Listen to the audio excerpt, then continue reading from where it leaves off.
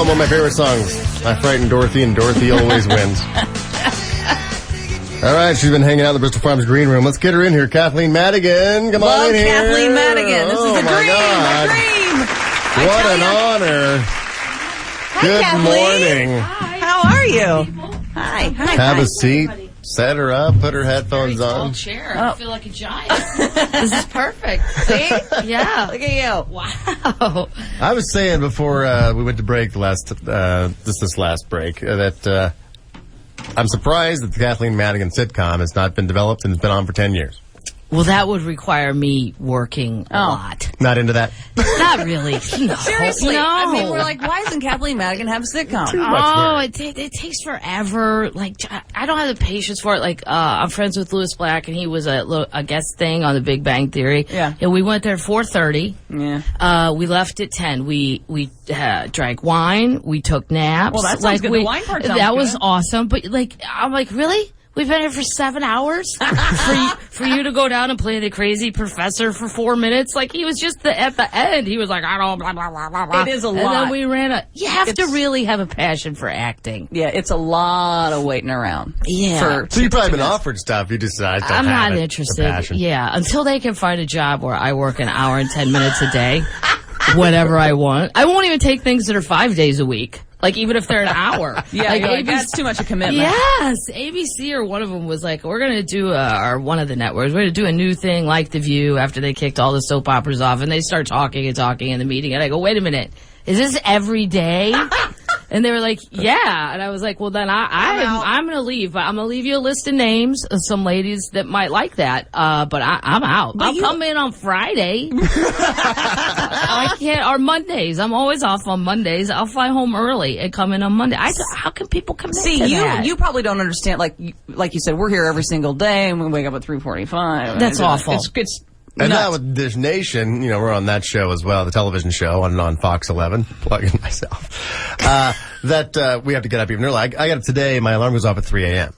That's disgusting. Something big wrong will happen to you if you keep doing this. Yeah. I don't know what. Your head will explode. She senses it. I do. But you also do something that I could not do because I see you and I follow you on Twitter and you're always like, oh, I'm in Florida. Oh, I'm in Mississippi. I'm like the traveling. Traveling. But you obviously like it. I like it. Yeah. I mean, I don't like the airport part.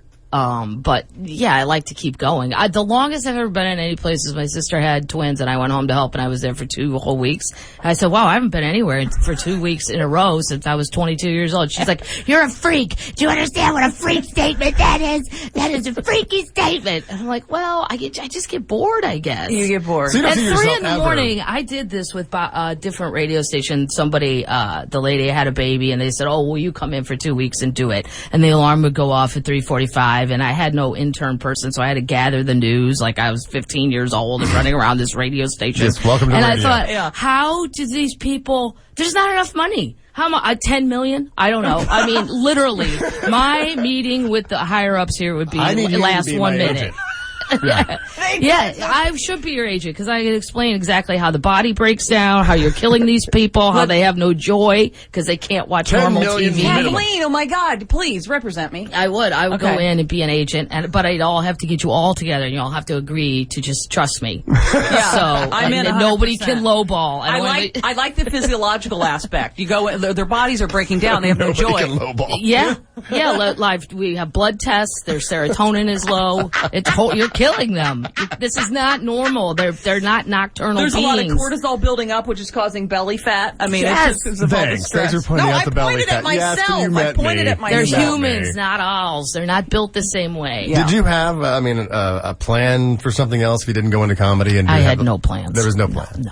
That's why I think, when I see Oprah and she's like, you gotta have a vision board and thumbtacks and write things down. Well, where am I gonna get a board? That means I gotta go to Michael's. I hate Michael's. I won't go in Michael's. The whole place frightens me. There's just stuff on the ground and no, I literally. and raffia, and you're like, I don't even know what I would do with any of that. No. I don't know what people do with like topiary. And then what if I did win the lottery? What about the tax implications? And then I'd probably end up like one of those white trash people that spent it all, and then someone would kill me because they know I carry a lot of cash. I've seen it over and over. It's a problem. It's all a problem. No, I just wanted to tell jokes, so I went to open mic night by accident, and then I've just kept doing it. But I think there's like 5 of us that just really want to tell jokes. I really don't want to do anything else. We tell stories more. I mean, it's like, they're like, I know you like it. It's conversational. Yeah, it's very conversational. Stories about your parents. I mean, I have my favorites. I love stories about your sister. How you like, she's just like a big dumb golden retriever. I love that. Like, she's just happy, just constantly happy. Still is. I thought having kids might change that. No. Is she the one with the twins? Yeah. And then another one, a 2-year-old. Yeah, nothing's changed. Nothing's changed. She's still just happy. Yeah, I can't believe she's in charge of people. Yeah. I'm like, really? Do these? You're raising human beings. Yeah, these 3 don't know it, but you're in charge. Does your of them. family still invite you to the Thanksgivings and Christmases, knowing that you're collecting material? Absolutely. And then they get sad. Now, Kathleen, this is not going in the act. Is No, it? no, there's nothing off limits. And then my dad, I said I was doing, I don't know, a late show, and he said, well, what jokes are you doing? I said, I think the one's about you. And then I changed my mind because they said, can you do some jokes about sports because the Olympics were on or something? And he got real sad. He's like, well, I've already told everybody the jokes are about me. I said, well, you know what? Changes happen. Call your 4 friends back and get on Facebook to your 2 friends, which are really just my other brothers, and tell them. So your dad thinks he's famous. Yeah. Oh, he totally. Yeah, I'm in the act. Yeah. I'm their father, Jack Madigan. My dad's a big ham. My mom, she's low key. My mom's so low key. Oh, she loved Seinfeld, and she wanted to meet Seinfeld her whole life. So I did this benefit with them, and I said, Jerry, this is my mom. And she completely froze and went, you're so tall, and ran away. I'm like, Mom, you had 6 months to think of something. Yeah, and that's what she came That's up what with. God bless her. And then literally ran away. You have the show coming up on Friday at the Grove of Anaheim. Yes, I'll be leaving immediately after the show to beat traffic. Yeah, exactly. So true. Somebody was complaining, says, I love LA, but I can't stand the traffic. I'm like, I kind of like the traffic. It's the only time I can get some sleep. Because yes. I mean, for us, getting up, early, like leaving, it's like, okay, I can take a nap in traffic. Yeah. A little bit anyway. I want to talk to you about you've been to Iraq a couple times in Afghanistan? Yeah, Afghanistan's worse. Afghanistan makes Iraq look like Vegas. Oh, really? Yeah, Afghanistan's so bad. And they sent you with like comedians and musicians and then a quote celebrity. And last time it was me, Lewis Black, Robin Williams, and our celebrity was Lance Armstrong. And Lance was yelling at me and Lou about smoking cigarettes. And Lou goes, why is he yelling at us? Why is he even talking to us? I'm older than him. I don't have to listen to him. I go, well, he has a point, Lou. It's probably not a good habit. I don't think quitting in Kabul is probably the best idea. I think we should wait home till there's a nicotine patch available or some sort of assistance in this matter. But I said, he's got a point, Lou. Well, in light of recent developments, I'd like to rehab that conversation. Yeah, with hey, Mr. potted Armstrong. kettle. Yeah. Putting bad stuff in your body. It's so awful because they fly you in Black Hawk helicopters so you're low and That the doors are cool. open. It's kind of cool till they're shooting at you with the doors Really, open. they heard the Oh, yeah, shots. you hear ping. It sounds like BBs. So it doesn't sound that Do scary. they tell you, or are they like a parent going, that's Oh, they're not. Yeah, they're not with you. They're in the front driving, and then they have the guns to shoot at them, and then we just sit in the back.